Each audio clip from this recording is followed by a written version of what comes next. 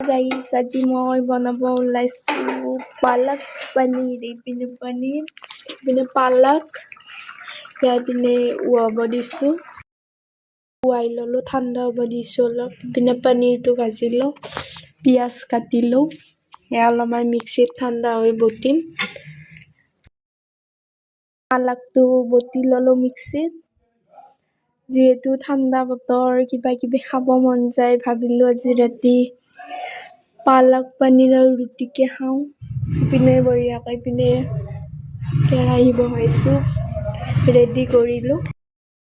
পূৰা ঢালি ল'লোঁ, পূৰা ঢালি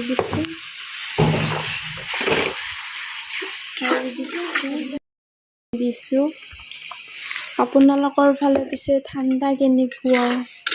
ঠাণ্ডা বতৰ কাৰণে ভাবিলোঁ আজি টেষ্টি কিবা এটা খাওঁ আৰু।